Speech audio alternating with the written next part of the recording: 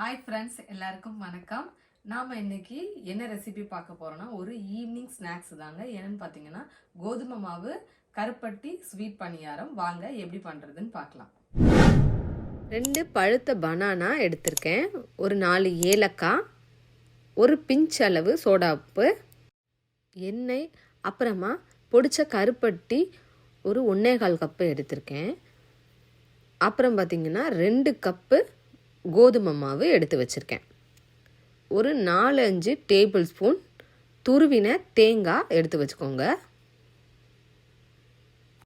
ஒரு மிக்ஸி ஜாரில் வாழைப்பழத்தை இந்த மாதிரி சின்ன சின்னதாக கட் பண்ணிவிட்டு அது கூடவே ஏலக்காயும் சேர்த்துக்கலாம். சேர்த்துட்டு இதை நல்லா அடிச்சுக்கலாம். ஒரு மிக்சிங் பவுலில் எடுத்துக்கோங்க. அதில் கோதுமை மாவை சேர்த்துக்கலாம். சேர்த்துட்டு கருப்பட்டி சேர்த்துக்கோங்க. சேர்த்துட்டு உங்களுக்கு ஸ்வீட் எவ்வளோ வேணுமோ அதுக்கேற்ற மாதிரி நீங்கள் கூட்டவோ குறைக்கவோ செஞ்சுக்கோங்க. அப்புறமா அடித்து வச்சுருந்த வாழைப்பழம் அதையும் சேர்த்துக்கலாம்.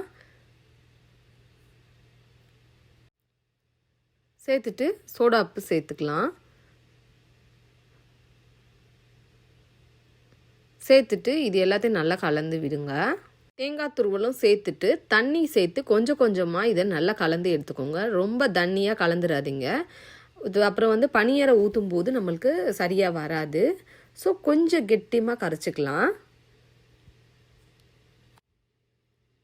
தண்ணி மொத்தமாக சேர்த்துறாதீங்க. சேர்த்தோம் அப்படின்னா நம்மளுக்கு கரைக்கவே முடியாது. கொஞ்சம் கொஞ்சமாக தண்ணி சேர்த்துட்டு கரைச்சி விடுங்க.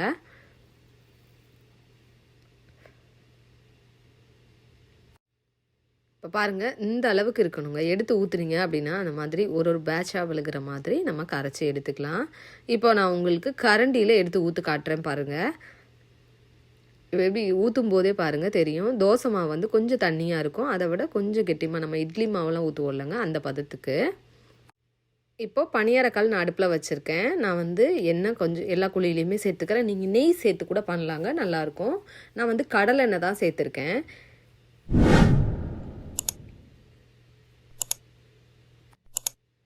மாவு எடுத்துகிட்டு கொஞ்சம் கொஞ்சமாக குழியில் சேருங்க. நிறைய சேர்த்துறாதீங்க. சேர்த்திங்க ஒரு முக்கால் இருக்கும்போதே சேர்த்திங்கன்னா தான் திருப்பி போடுறதுக்கு ஈஸியாக இருக்கும். ஏன்னா அது வெந்து வரும்போது நிறைய இருக்க மாதிரி இருக்கும். நீங்கள் என்ன பண்ணுங்கன்னா ஒரு முக்கால் குழி இருக்க மாதிரி ஊற்றிக்கோங்க.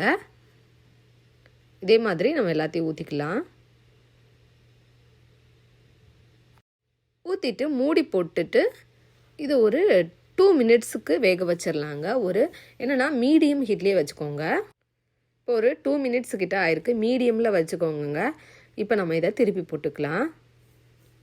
நீங்கள் நான்ஸ்டிக்காக எடுத்தீங்க அப்படின்னாலே ஈஸியாக வந்துடும். இது இரும்பு கல் அப்படிங்கும்போது ஆல்ரெடி கல்லுமே நல்ல சூடு இருக்குங்க. ஸோ நீங்கள் அடுப்பை மீடியம்லேயே வச்சு பண்ணாலே அந்த பணியாரெல்லாம் நல்லா வெந்துடும்.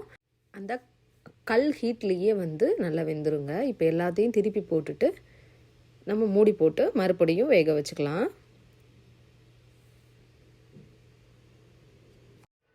ரொம்ப அடுப்பை கொஞ்சம் லோவ்லேயே வச்சு பண்ணால் தான் பணியாரம் இந்த மாதிரி மூடி போட்டு வைக்கும்போது சீக்கிரம் வெந்துடும். இப்போ ஒரு 2 மினிட்ஸ் ஆயிருக்கு. பணியாரமும் நல்லா வெந்துருச்சு. இப்போ இது எல்லாத்தையும் நம்ம எடுத்து ஒரு பிளேட்டுக்கு மாற்றிக்கலாம். உங்களுக்கு பணியாரம் வேகலை, கொஞ்சம் டவுட்டாக இருக்குது அப்படின்போது நீங்கள் இந்த மாதிரி குத்தி உள்ளே பார்த்தீங்க அப்படின்னா மாவாக இருந்ததுன்னா இன்னும் கொஞ்சம் நேரம் கூட நீங்கள் வேக வச்சுக்கோங்க. இப்போது எல்லாத்தையும் நம்ம எடுத்துக்கலாம்.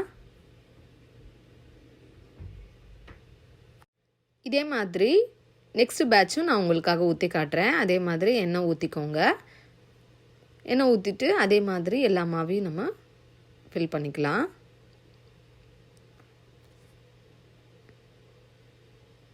இது டேஸ்ட் ரொம்ப சூப்பராக இருக்குங்க. நம்ம பனானா போட்டிருக்கனால அந்த ஃப்ளேவர் எல்லாமே நல்லாயிருக்கும். பட் நம்ம சுகர் சேர்க்கறதுக்கு பதிலாக நான் கருப்பட்டி சேர்த்து பண்ணியிருக்கேன். ஸோ இதே மாதிரி நான் எல்லா பணியாரத்தையும் ஊற்றி எடுத்துக்கிறேன்.